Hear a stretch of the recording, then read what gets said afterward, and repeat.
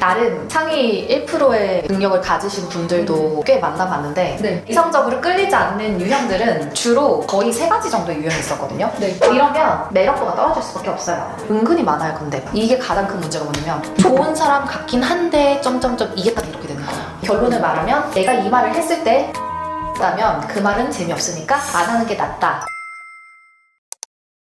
나름 상위 1%의 능력을 가지신 분들도 꽤 만나봤는데 네. 대부분 다 사람들은 나이스해요. 매너 좋으시고 능력 있으신 분들이니까 좀 똑똑하신 분들이시고 대부분. 그런데 이성적으로 끌리지 않는 유형들은 주로 제가 봤을 때는 거의 3가지 정도의 유형이 있었거든요. 네. 첫 번째로는 일에 너무 집중되어 있는 유형. 일상적인 얘기를 길게 하는 게 익숙치 않으신 분들이 있어요. 얘기를 하다 보면 이분이 지금 어디에 관심 있고 삶의 패턴이 어떤지에 대한 게 나오잖아요. 그때 보면 그냥 인생이 11111로 되어 있는 거죠. 자신의 얘기를 하라니까 거의 일 얘기만 해. 관심사가 1이니까. 네네. 스몰 토크를 길게 할 줄 모르고 혹은 이성 간의 대화를 해야 되잖아요. 뭐 네.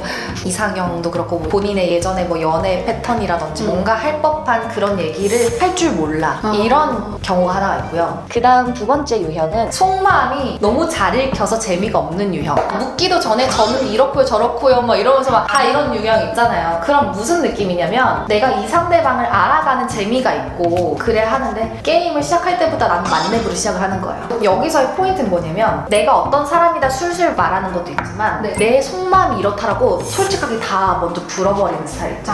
이러면 매력도가 떨어질 수밖에 없어요. 궁금한 게 없어요. 그리고 이미 잡은 물고기 같은 느낌이 자꾸 나는 게 행동을 하는 거예요, 애초에.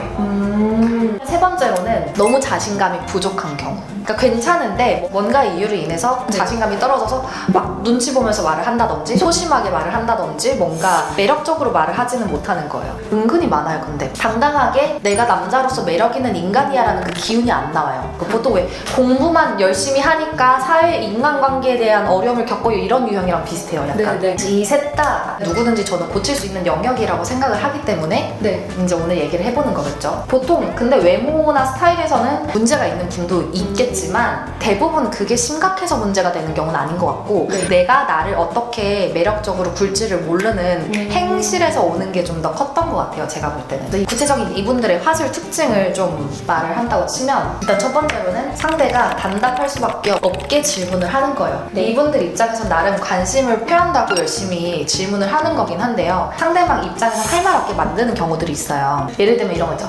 아 진짜 뭐 하신 것 같아요.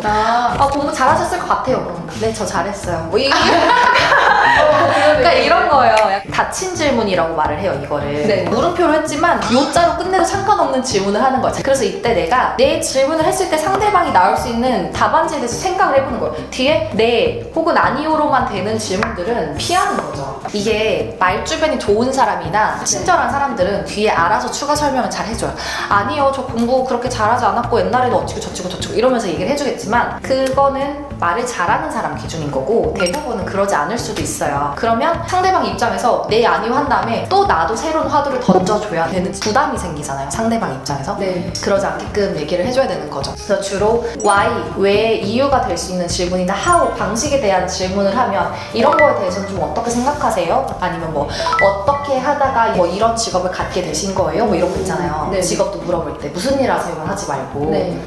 그럼 이거는 왜 이렇게 생각하세요? 이런 질문들을 하면 그 사람의 가치관도 나오니까 이 사람이 어떤 사람인지도 좀 알아갈 수 있고 네. 상대방도 그냥 생각 나는 대로 얘기할 수 있으니까요. 다른 부담이 생기지는 않죠. 또 이런 오픈형 질문을 하면 좋은 게 거기서 상대방이 뭔가 얘기를 길게 해줄 거 아니에요. 새로운 소재가 거기서 또 생길 수 있어요. 얼마든지 새로운 키워드나 소재를 찾아갈 수 있으니까 그 키워드에다가 본인의 의견을 덧붙여도 자연스럽고 그걸 또 새로운 화두로서 주제로 삼기도 좋고 그래서 여러 가지로 좋다. 네. 그렇다고 네, 네. 모든 걸 계속 오픈형 질문으로 하라는 뜻은 아니에요. 왜냐면 그럼 상대방이 좀 부담을 느껴요. 계속 취조당하는 느낌, 인터뷰 받는 느낌을 들 수 있으니까 적절하게 오픈형과 닫힌 인식형을 좀 밸런스 있게 맞추는 건데, 예를 들어서 취미 얘기를 하다가 뭐 영화 쪽 얘기가 나왔어요. 그럴 때 영화 좋아하세요? 이렇게 물으면 만약에 안 좋아하는데요 이렇게 얘기해버리시면 이러고 또 넘어가야 되잖아요. 그러기보단 애초에 어떤 장르의 영화 좋아하세요? 이런 식으로 하면 그래도 저는 뭐 로맨스물 좋아해요.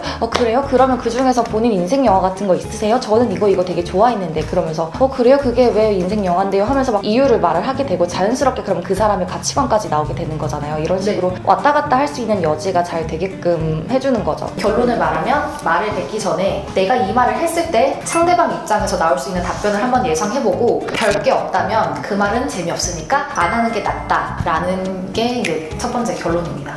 두 번째로는 이게 진짜 아까 그 일에 집중되어 있는 분들한테 나오는 특징 중에 하나인데, 남녀에 관한 대화를 할 줄 모르는, 남녀에 관한 대화를 안 한다고 하는 게 좀 더 가까워요.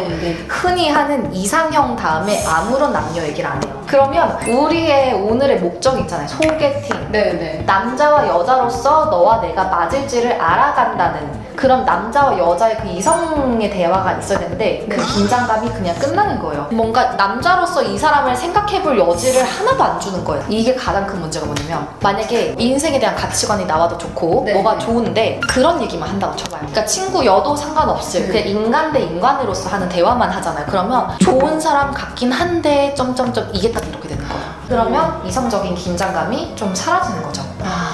소개팅하면 친구 돼서 돌아온다는 사람 많잖아요. 그게 딱 이런 유형이에요. 친구 바이브가 될 수 있어요. 그래서 여기서는 대화의 소재를 이성에 관련된 얘기를 무조건 몇 가지라도 꺼내줘야 한다. 남녀로 만날 때 연애에서의 가치관도 여기서 꺼내줘야 되는 거예요. 나는 이런 게 좀 연락 패턴 뭐 이럴 수도 있는 거고, 뭐 스킨십이 될 수도 있고, 다. 만약에 예를 들어 스킨십 얘기를 한다. 그런 얘기를 해줘야 상대로 하여금 이 사람이랑 스킨십 했을 때 어떻겠구나 이런 생각을 하게끔 되는 거예요. 그 여지를 내가 좀 주는 거죠. 그 다음 세 번째는 궁금증이나 긴장감 유발을 하지 못하는 화법인데요. 항상 상대가 궁금할 수 있게 여백의 미를 내가 좀 줄 수 있어야 돼요. 제 친한 지인이 그 모임 자리에서 본인이 썼던 방식이 있는데, 그 예시가 좋아서 한번 여기서 얘기를 해드릴게요. 모임 자리에서 내가 진짜 여기서 충격적인 일이 있었는데 한 다음에 사람들이 뭔데요? 이렇게 하잖아요. 그러면 다들 여기까지 한 잔 마시면 내가 얘기해줄게 이렇게 하는 거예요. 그러면서 왜 이런 얘기 좀 부끄럽잖아. 같이 좀 술 좀 마시고 이렇게 재밌게 하자 이러면서 행동 리드하는 리드력도 좀 보일 수가 있는 거고, 사람들도 궁금하니까 또 마시게 되고 하면서 같이 즐겁게 분위기가 올라가는 거죠. 궁금할 여자가 지금 있잖아요. 또 이런 경우도 있었어요. 좋아하는 음식이 뭐냐 이런 얘기가 나온 적이 있었거든요. 일식 좋아해요 이렇게 했더니 나 진짜 여기 되게 딱 같이 가면 너무 좋을 것 같은 일식집이 있다 이렇게 딱 던지는 거예요. 여기는 본인이 데려갔을 때 다들 진짜 너무 좋아했다 그러면서 마지막에 기대해라 이러면서 이런 얘기 덧붙여. 그러면 제가 그때 궁금해서 뭐 때문에 좋아했어요? 이렇게 물어보잖아요. 맛있었었냐? 분위기가 좋냐? 뭐라고 하는지 알아요? 가보면 알아. 직접 확인해봐라. 그러면 궁금하니까 또 다 같이 갈 날짜를 잡게 되는 거예요. 그러네요. 그래서 저 사람이 궁금할 이 요소를 계속 줘야 한다.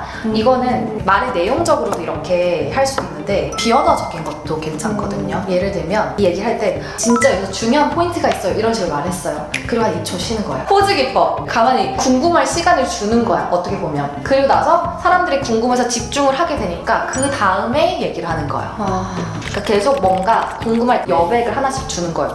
내용적으로 치면 what, why, how 중에 하나씩을 빼고 얘기를 해요. 아니면 기대감을 심는 멘트를 한다든지, 아니면은 비언어적으로는 아까처럼 포즈법을 쓰는 거죠. 이런 식으로 나랑 대화하면서 뭔가 궁금하고 호기심도 자극하고 이런 게 좀 있어야지 대화가 재밌어지는 거예요. 내가 묻기도 전에 본인은 뭐 이렇고 저렇고부터 시작을 해가지고 막 솔직하게 막 다 불어버리는 스타일 있죠. 이러면은 재미가 없다. 사실 궁금증을 유발한다는 거는 내가 먼저 말하는 경우 말고 답변을 하는 입장에서도 똑같이 적용을 할 수가 있는데, 모든 말에 매번 정확하고 구체적으로 대답할 필요가 없다. 이걸 말씀을 드리고 싶거든요. 가끔은 적당히도 넘길 줄 알라는 거예요. 예를 들면 뭐 연인으로 치면 연애에서는 과거에 누구랑 왜 헤어졌냐 뭐 이런 거 물으면은 그때 막 구체적으로 있는 사건 막 다 말할 필요가 없어. 그냥 뭐 서로 뭐 가치관이 안 맞아서죠 하면 가치관이 뭔지까지는 굳이 말을 안 안 해도 되는 이런 식으로 적당히 주고 적당히 넘기고 음. 이런 것도 좀 필요한 거고. 근데 또 매번 이렇게 하면 사람이 좀 신뢰감이 없을 수 있잖아요. 그래서 진짜 필요한 거 가장 마지막 연애가 언제예요? 그러면은 정확하게 저는 한 달 전에 헤어졌어요. 그래서 이렇게 정확하게 말해주는 것도 필요하고, 일부는 적당히 신비감을 위해서 좀 넘겨주는 것도 좀 필요하고, 이런 뭔가 구체적으로 대답할 것과 좀 궁금할 여지를 남겨주는 것, 이런 것도 좀 필요할 수 있다는 거죠. 아니 뭐 이럴 수도 있죠. 뭐 예를 들면은 그거는 뭔데요? 할 때 제가 이 두 번째 만날 때 알려드릴게요 하면 또 다음번에 기억할 수도 있죠. 항상 궁금할 여지를 남겨야. 막 친구들한테도 대박 사건이 있었잖아 이렇게 한 다음에 그게 뭔지 이제 뒤에서 얘기해주는 거죠. 계속 이렇게 해야 그 사람이 내 말을 계속 들을 동기가 생기는 거예요. 동기부여를 내가 계속 시켜주는 거죠. 한 걸음 한 걸음. 활용해봐야 되겠다 이거. 거기다가 자신감 넘치는 태도는 유연어를 본인의 모습을 한번 보고 좀 장착을 해야지. 그래서 촬영에서 본인이 한번 그냥 친구랑 만나서 얘기하는 그 모습 전체를 카메라 한번 틀어놓고 찍은 다음에 나중에 한번 봐봐요. 처음에는 의식하겠지만 나중에 한 2-3시간 얘기하다 보면 냅둬질 수 있거든요. 그때쯤 나중에 돌려가서 집에서 보면 내가 이렇구나, 표정이 이렇고 말투가 이렇구나, 이걸 알고 한번 이건 바꾸는 게 필요하죠. 안 되면은 전문가랑 훈련하는 것도 방법이에요. 배우분들도 매 캐릭터마다 자신의 비언어적인 거를 다 연구해가지고 접목해서 새롭게 나오잖아요. 말투부터 걸음걸이부터 이런 것들, 그걸 한번 체킹해보는 것도 너무 중요한 요소긴 하다. 맞아요. 네.